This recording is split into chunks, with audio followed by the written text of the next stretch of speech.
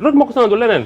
il est de très mauvaise foi. ok Thioune ci yow laa jëma donc nga defal ñu une analyse juridique mais point bi honorable député wax ni crime mën nañ la ci tëj 1 an 2 ans foofu laa xawut a comprendre nga dikkaat ci loi bi différence entre crime ak délit pertinence su tey jii ni modification article 319 bi nga xamante ni moo fi doon daan acte contre nature Thioune. waaw lu mu wax loolu am na mais démb sa ministre bi wax na ko mooy l'article 432. loolu am na mais loolu day c'est des fois du à chaque fois. mais am na. cas de figure. waaw c'est-à-dire mën nañ la daan loo xamante ni parce que crime bi mooy l'infraction la plus grave crime mooy l'infraction bu gën a maanaam foofu moo gën a kay lépp luy ñawtif léegi ñu ne bu dee foofu la bu ñuy tàmbalee daan rek dañ koy commencer jëm 10 ans loolu principe la 10 ans jëm kaw waaye des fois mën nga def crime ñu mën la daan lu wàcc 10 ans maanaam diggante 5-10 ans mën la daan aussi 2 ans 5 ans léegi loolu c'est soumis à l'appréciation c'est une liberté d'appréciation des juges moom moo xam yow ban cas nga mais xam nga mënoo tey ki violé xale bu jigéen bu am 9 ans après rey ko xam nga il n'est pas question kooku mu bénéficier aussi loolu il n'est pas question mu bénéficier aussi kooku mënu bénéficier aussi loolu parce qu'il a commis un double crime il l'a violé et l'a tué kooku mënoo ko bàyyi mënoo ko def moins de 10 ans kooku circonstance aggravante la léegi nag crime bi s'il y a des circonstances atténuantes foofu la ñuy wax mooy mën nañ appliquer 5 ans 10 ans 2 ans 5 ans léegi nag ci wàllum criminalisation foofu xam nga loi moom nit moo koy bind loi maanaam li nga bëgg mu nekk ci loi bi loolu nga ciy bind maanaam soo bëggee ne tey juge soo ko bëggee jox contrainte aussi nga ne ko obligation dama bëgg koo jàpp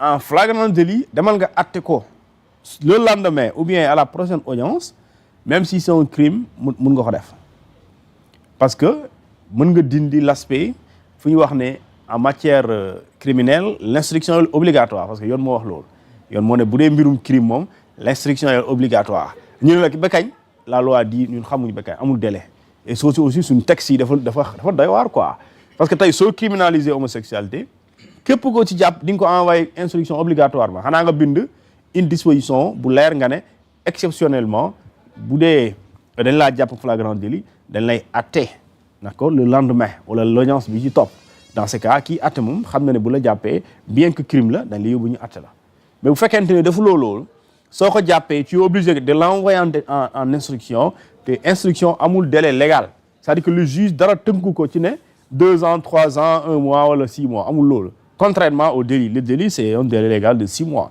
boo xamante ne mënuloo ko dépasser en tout cas bu dee ci yoon mënuloo ko dépasser léegi nag des fois on dépasse les délais ak soo ko waxee ñu ne oui on a beaucoup de dossiers sur la table léegi nag bu dee ci loi bu yàgg bi moom du question maanaam du débat bii bu bees bi moo ko gën 1000 fois parce que boobu dafa indi ay champ bi dafa yokk définition ko également mais aussi tënk juge bi mi di daan nga xamante ni moom dañ ko ne monsieur le juge dès l'instant que vous déclarez coupable diw la peine minimale c'est 5 ans il y a pas de circonstances atténuantes c'est-à-dire qu'il y a pas de sursis et avec loi ancienne bi il y a possibilité de sursis mën nañ la daan ñu ne yow monsieur vous êtes coupable d'acte contre nature mu ne la mais gare à toi boo fi ñëwaatee dañ lay tëjaat léegi dama ñibbi sa kër da mooy sursis ici il y en a pas ça n'existe pas donc le juge n'a pas cette liberté beneen bi mooy mën nga def acte contre nature conformément à la loi ancienne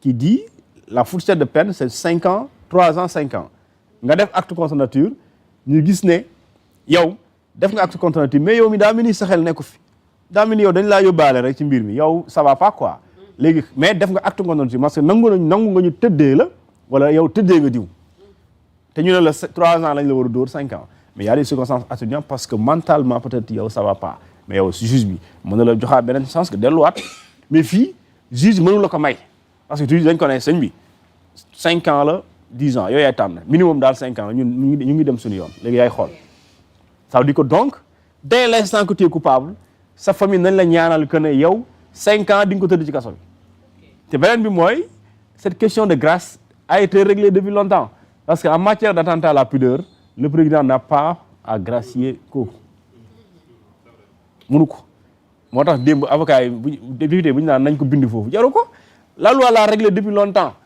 loi bi moo na képp ku ñuy daan attentat à la pudeur soo demee ci code pénal sénégalais chapitre 5 moo koy tudd 318 319 320 321 322 mooy détournement de mineurs pédophilie attouchement agression sexuelle viol ak lu ñu tuddee détournement de mineurs mooy ak 321 yooyu yëpp ak 319 fa la nekk ñu ne lii suñ ci daanee nit mënuñ ko gracier cette personne là n'est pas éligible à la grâce présidentielle kon jarul bind c'est réglé déjà. léegi est-ce que ñi ñu comparaison tey am na ku ñu jàpp par exemple parce que d'après Ya Moussa am na ku ñu jàpp. man sànq jot naa notification information bi mais xooluma ko woon parce que dama jàppoon léegi est-ce que ku ñu jàpp nii avant promulgation loi bi.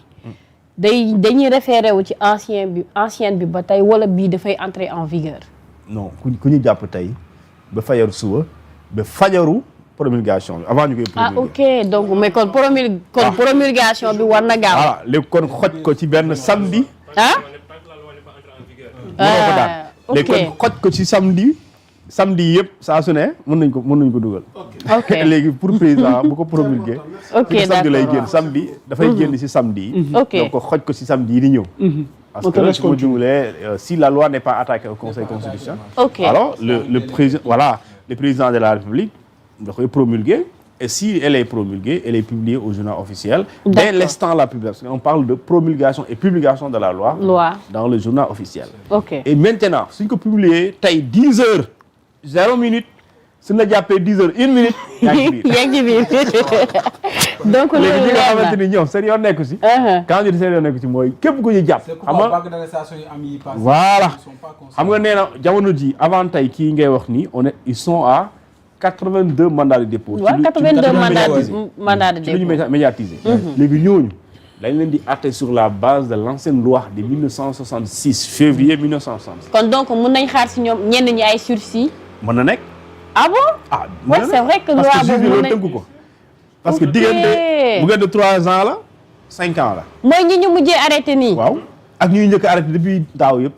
donc cela veut dire que mooy diñ ci gis ñu dem procès maanaam buñ jeexalee instruction ñu dem ñu defal leen sursis. mën na nekk bien sûr diñ ci gis même ku ñuy jàpp suba si fajar parce que juge bi tënkuñu ko. dans ce cas il a la liberté d'appréciation. ok d'interprétation excusez-moi am na liberté mais fii amu ko. dañ ko ne monsieur le juge yaa ngi ci salle bi waaye fauteuil bi mënoo ci bouger kee dañ ko ne yaa ngi ci salle bi toogal fu la neexee fauteuil xam nga bokk. suba bu ko neexee bu toogee fii dem fële su sonnee xam nga lal fii après tëdd def nii mais am fii dañ ko ne toogal benn place mu fi bouger. koo xam du bouger. fee mën na gis mu neex ko mais mënu fa dem donc fii c'est la même chose aussi donc la loi ne peut pas rétroagir c'est ça son principe constitutionnel et loolu la constitution l'a réglé article 9 daf ne nul ne peut être condamné si li nga xamante ne acte bi nga commettre jamono bi nga koy commettre li tax ñu koy daan boobu existé wul mënu nekk moo tax que c'est comme le cas de Hissène Habré par exemple la Cour pénale internationale mënuloon juger Hissène Habré ça c'est une question de compétence mais c'est un peu ça parce que les faits pour lesquels il a été poursuivi existaient avant même l'existence de la CPI kon da ngay gis ne la cour est par rapport moom dafa juddu bees qui est moom fait yi existe depuis longtemps en 1990 la cour a existé en 2000 xaw ma 2002 ah yooyu da ngay gis ne kon c'est une question de compétence mënul dellu ginnaaw moom amul compétence pour atte ko même si c'est pas ce principe de non rétroactivité donc c'est ça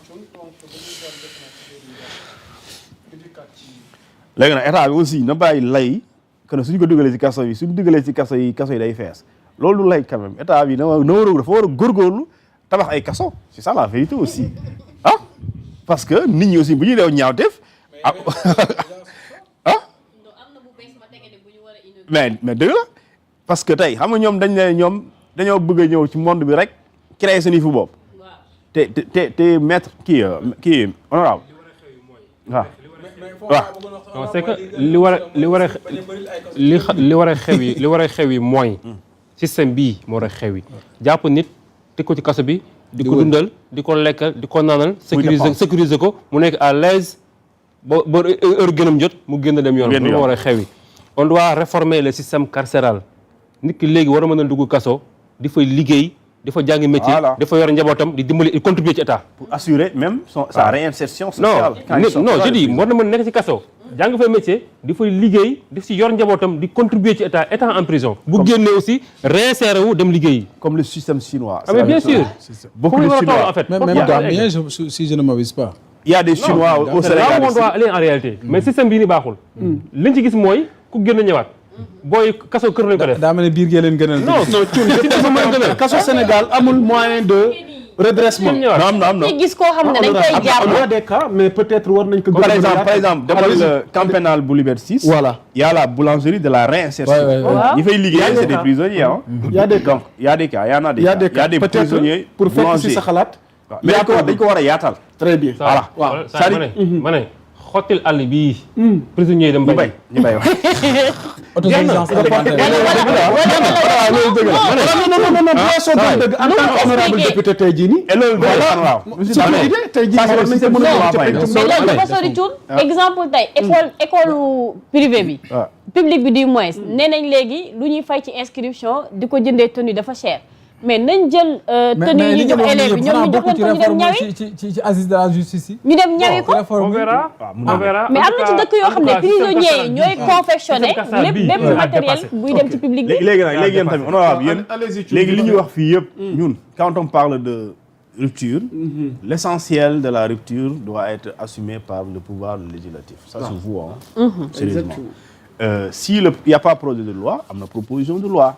par exemple li ñuy wax nii pour régler ko bokk na ci tey soo demee ci constitution dañ naan Sénégal l'état du Sénégal s'attache aux valeurs tel mu lim ko ci lim boobu noonu dafa am député bu seen collègue bu wax lu am solo mooy Tafsir Thioye daf ne dañu war a mentionner dans la constitution ci préambule bi mentionner clairement que Sénégal lenn la reconnaître ñaari sexe góor ak jigéen parce que loolu soo ko defee da ngay dëggal code de la famille ci article 100 bi daf ne Sénégal dafa am lu ñuy tuddee lien matrimonial yaa ngi koy comprendre léegi mu ne ci union solennelle diggante góor ak jigéen góor ak jigéen nga xamante ni bu amee lenn moo ko mun tas dee mbaa tas mbaa divorce kon kay loolu xam nga règle na ci manière un peu particulière règle na ne amul yeneen couple bu mën a am ci réew mi mais tuun am na léegi foo xam ne boo demee. léegi soo ko defee fële ci constitution ñu naan la dafay gën a dëggal wala femme wala autre. waaw fi mu toll nii ubbi nga beneen parenthèse bu jar a leeral. bu jar a leeral. gis nga ñun député yi. chaque fois dañuy faral di ñu ko wax. la mooy seen bilan lan ngeen def ban proposition de loi ngeen def. maanaam dañu jàpp ni assemblée député bi tant que def la proposition de loi liggéeyut. non pas ça. te ci biir loolu ma leeral ci ñaari mbir. allez-y. Si tu me le permets bien sûr. ma leeral ci ñaari mbir. dafa am benn contradiction bu extraordinaire ci suñuy texte boo xamante ni du dëgg du yoon c'est anormal en défaveur du député. bien sûr tey képp ku wax assemblée wax ni par essence loi tëgg loi mooy liggéeyam par essence. proposition de loi maanaam loi initiateur premier de la loi assemblée la war a doon vrai ou faux.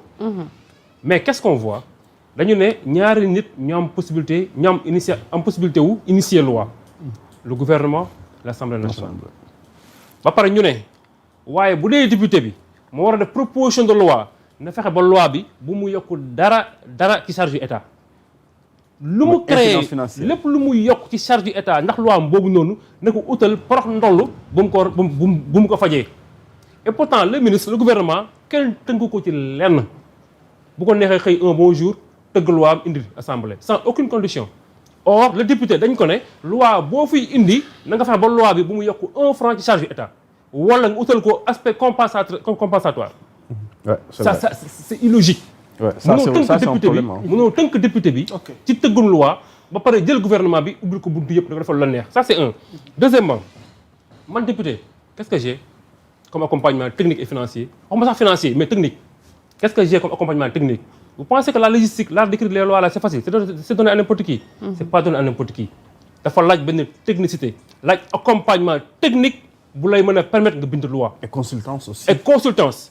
Tu n'as ni les moyens financiers, les députés n'ont que le 1 million 300. Ils n'ont que le 1 million 300. Point. 1 franc yokku ci ak toutes les charges qui incombent. Tu n'as ni l'aspect financier, ni l'aspect technique, tu n'es pas accompagné. Assistant parlementaire, ça amuloo ko. Aucun député n'a un assistant parlementaire. Amuloo ko. Yow cundum la ak sa xam-xam bu néew. On te dit propose des lois. Da nga xam ni la logistique dafa laaj lu bari.